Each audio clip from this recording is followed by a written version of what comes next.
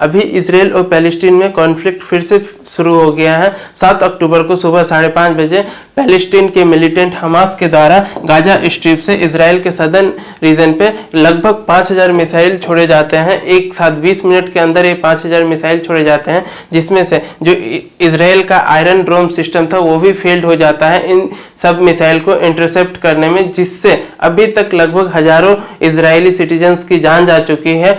इतना ही नहीं, इसके बाद भी जो हमास के मिलिटेंट थे वो लैंड के थ्रू, बॉर्डर के थ्रू इसराइल में इंटर करते हैं और बहुत सारे सिविलियंस की जान लेते हैं और बहुत सारे सिविलियंस को किडनैप कर लेते हैं। इसके रिस्पांस में जो इसराइल के पीएम बेंजामिन नेतन्याहू जी हैं वो state of the war declare करते हैं हमास के ऊपर और ये कहते हैं कि हमास को पूरी तरह जड़ से मिटा देंगे गाजा स्ट्रिप से, और अगर कहीं भी हो वहां से भी। अभी तक ये अनुमान लगाया जा रहा है कि लगभग 2 से 2500 लोगों की मृत्यु हो गई है, जिसमें से 1000 से ज्यादा लोग इजरायली हैं और लगभग 800 से 900 लोग पैलेस्टीनियन हैं, और बहुत सारे इजरायली सिविलियंस को हमास किडनैप करके रखी है। ये ऐसा नहीं है कि ये कॉन्फ्लिक्ट फर्स्ट टाइम हुआ है, ऐसे कॉन्फ्लिक्ट लास्ट 7 दशक में हमेशा से देखने को मिले हैं। ये जो कॉन्फ्लिक्ट है रिसेंट, इसे अगर हम लोग देखें तो ये 50 साल में सबसे बड़ा कॉन्फ्लिक्ट है। इतना ही नहीं, इससे पहले भी जुलाई में भी कॉन्फ्लिक्ट हुए थे जब पैलेस्टीनियन की जेनिन सिटी में इजरायली के 100 ट्रूप्स आक्रमण किए थे, मिलिट्री ऑपरेशन किए थे। उससे पहले मई में भी हुए थे, पिछले साल भी हुए थे और 2021 में भी हुए थे अल अस्का मॉस्क्यू में, जेरूसलम में, जब इजरायली पुलिस अल अस्का मॉस्क्यू में इंटर किए थे तो पैलेस्टीनियन सिविलियंस के द्वारा अटैक हुआ था, जिसके कारण कॉन्फ्लिक्ट हुआ था। तो ये हमेशा से देखने को मिलते हैं। तो ये कॉन्फ्लिक्ट क्यों है, आखिर ये हिस्ट्री क्या है इनके कॉन्फ्लिक्ट के पीछे, जेरूसलम इतना इंपॉर्टेंट क्यों है, गाजा स्ट्रिप क्या है, वेस्ट बैंक क्या है और ये हमास क्या है, इन सब चीज के बारे में इस वीडियो में हम लोग चर्चा करते हैं। देखिए, अगर हम लोग मैप को देखें तो ये पोर्शन इजराइल का है और ये पोर्शन और ये गाजा स्ट्रिप वाला पोर्शन ये पैलेस्टीन के अंतर्गत में आता है। पहले अगर हम लोग देखें तो ये पूरा रीजन पैलेस्टीन के अंतर्गत आता था, और अगर हम लोग एंशिएंट हिस्ट्री में जाएं लगभग 1050 बीसी में तो ये पूरा रीजन आपके किंगडम ऑफ इजराइल के अंतर्गत आता था। उतना हम लोग नहीं जाएंगे। अभी क्या इशू है उस पे फोकस करते हैं। देखिए, एक्चुअली क्या हुआ था ना, 1920 के दशक में ये पूरा रीजन आपका पैलेस्टीन का हुआ करता था। ज्यूस जो काफी कम मात्रा में यहाँ थे, ज्यूस ज्यादातर बाहर के देशों में थे, लेकिन उनका हमेशा से कहना था कि ये जो पैलेस्टीन वाला रीजन है वो उनका एंकेस्ट्रल लैंड है, वो उन्हें लैंड उनका वापस चाहिए। वो बाहर के भी देशों से इस लैंड को पाने के लिए हमेशा से अभियान चलाते आए हैं। 1914 में जब वर्ल्ड वॉर I शुरू हुआ तो एक तरफ आपकी ब्रिटेन थी और दूसरे तरफ आपका जर्मनी था। जर्मनी के साथ आपका ऑटोनम एम्पायर भी था। ऑटोनम एम्पायर के ही अंतर्गत पैलेस्टीन आता था। ब्रिटेन को यूएस और यूएसएसआर का सपोर्ट चाहिए था वर्ल्ड वॉर I में, इसलिए उसने ज्यूस पॉपुलेशन को इन्फ्लुएंस करना शुरू किया, जो कि यूएसए और यूएसएसआर में ज्यादातर थे। उन्हें कहा कि अगर आप यूएसए और यूएसएसआर की गवर्नमेंट को इन्फ्लुएंस करोगे तो हम ज्यूस को उनका होमलैंड पैलेस्टीन में देंगे।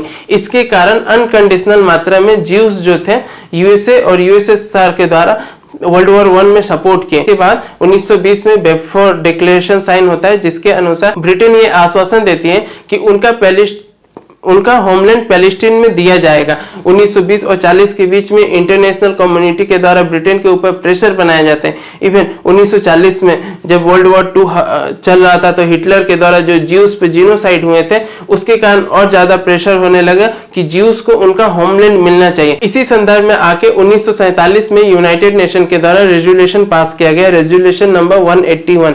इसमें यह कहा गया कि ये पोर्शन आपका जो ग्रीन से है ये इजराइल को दिया जाएगा और ये जो येलो वाला पोर्शन है सारे ये आपके पैलेस्टीन को दिए जाएंगे, और जो जेरूशलेम वाला रीजन है ये इंटरनेशनल सिटी माना जाएगा। इससे ज्यूस तो काफी खुश थे, लेकिन जो पैलेस्टीनियन थे, मोस्टली अरब थे, वो खुश नहीं थे कि हमारा लैंड बांटा जा रहा है, जिसके कारण ये कभी इंप्लीमेंट नहीं हो पाया। 1948 में जब ब्रिटिश गवर्नमेंट कोई सॉल्यूशन पे नहीं निकल पाई तो ये इसे छोड़ के चली गई। उसके बाद क्या हुआ, उसके बाद जो ज्यूस लीडर थे वो खुद से मिलकर स्टेट ऑफ इजराइल बनाते हैं 1948 में, जिसके कारण जो पैलेस्टीनियन अरब थे और ज्यूस थे उनमें मुठभेड़ हो जाता है, और पैलेस्टीनियन का साथ देने अरब की बाकी नेशन आ जाते हैं, जैसे लेबनान, सीरिया, जॉर्डन और इजिप्ट आ जाते हैं।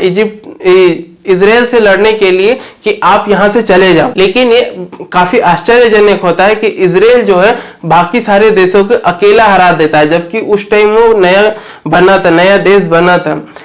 और इतना ही नहीं, हारता ही नहीं है, बाकी बहुत सारी जो जमीन थी पैलेस्टीनियन की वो भी कब्जे में कर लेता है। जैसे ये आपका ऊपर वाला रीजन, ये वाला रीजन, ये सारे अपने कब्जे में कर लेता है। और ये जो गाजा स्ट्रिप है और ये वेस्ट बैंक है, इस रीजन को पूरा वेस्ट बैंक माना जाता है। ये गाजा स्ट्रिप आपके इजिप्ट के अंतर्गत चला गया और ये जो आपका वेस्ट बैंक है ये जॉर्डन के अंतर्गत चला गया। 1949 में सीज फायर एग्रीमेंट होता है लेकिन कोई कंक्लूजन पे नहीं पहुंच पाता है। 1964 में पैलेस्टीन लिबरेशन ऑर्गेनाइजेशन बनती है जो पीसफुली गवर्नमेंट फॉर्मेशन की बात करते हैं पैलेस्टीन रीजन में। लेकिन साथ ही में दोनों जो स्टेट थे इजराइल और पैलेस्टीन थे, इनमें आपस में हमेशा से मुठभेड़ चलते आता था। 1967 में 6 दिन का वॉर होता अरब के बाकी नेशन और इजराइल के साथ, जिसमें इजराइल विजेता साबित होता है। और इतना ही नहीं, जो सीरिया का गोलन हाइट है उसे भी अपने अंतर्गत मिला लेता और जो इजिप्ट का सिनाई पेनिनसुला था उसे भी अंतर्गत अपने मिला लेता।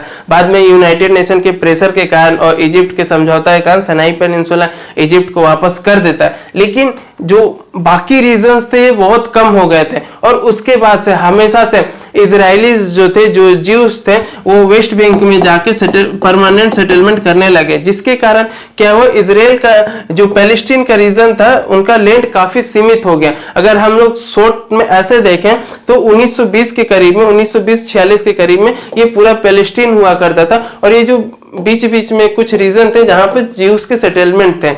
लेकिन जब यूनाइटेड नेशन का प्लान आया तो ये पैलेस्टीन का रीजन हो गया और इजराइल को इतना बड़ा रीजन दे दिया गया। लेकिन इजराइल इससे भी खुश नहीं था।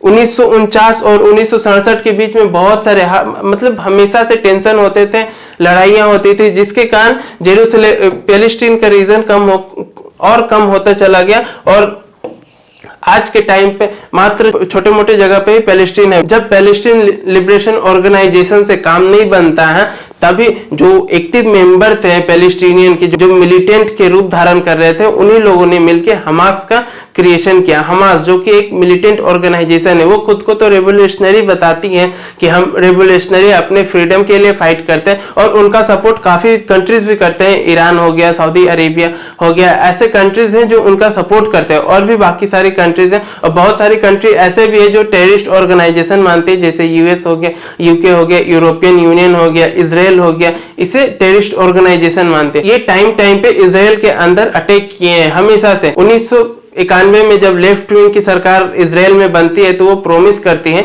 कि हम लोग पैलेस्टीन के साथ अब छेड़छाड़ नहीं करेंगे और पैलेस्टीन को ये राइट देते हैं कि वो अपना पीसफुल गवर्नमेंट बनाए।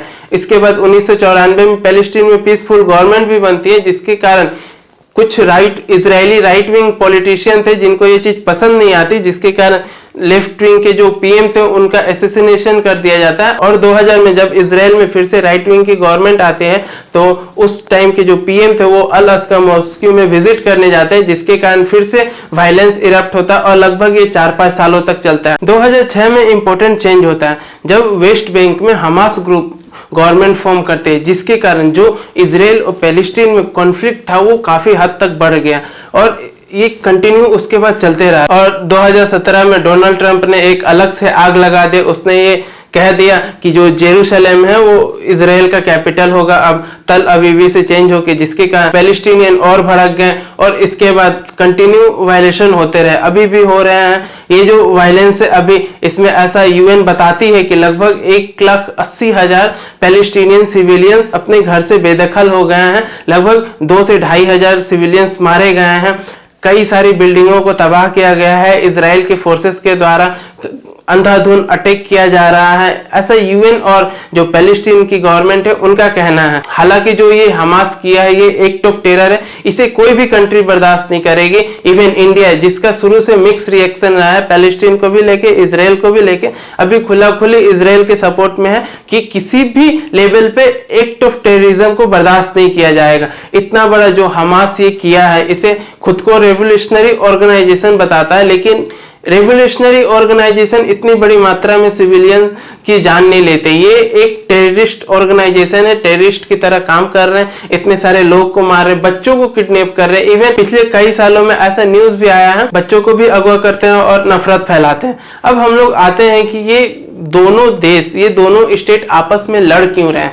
ऐसा क्या है इस रीजन में कि ये दोनों आपस में लड़ रहे हैं। देखिए, जेरूसलम एक ऐसा सिटी है जो 3 रिलीजियस के लिए काफी इंपॉर्टेंट है। पहला क्रिश्चियनिटी, दूसरा ज्यूस और तीसरा आपका मुस्लिम। ज्यूस के लिए इसलिए इंपॉर्टेंट है क्योंकि उनके जो एनकेस्टर थे उन्होंने यहाँ पे टेम्पल माउंट बनाया था अराउंड 1050 बीसी के लगभग में, जो कि उनके लिए एक होली स्थान है। अभी भी वो लोग कहीं भी किसी भी देश में रहें और उन्हें प्रेयर करना रहे तो ये टेम्पल माउंट की तरफ ही फेस करके प्रेयर करते हैं, इसलिए उनके लिए ये जेरूशलम काफी इंपॉर्टेंट हो जाता है। उनका कहना है कि ये हमारे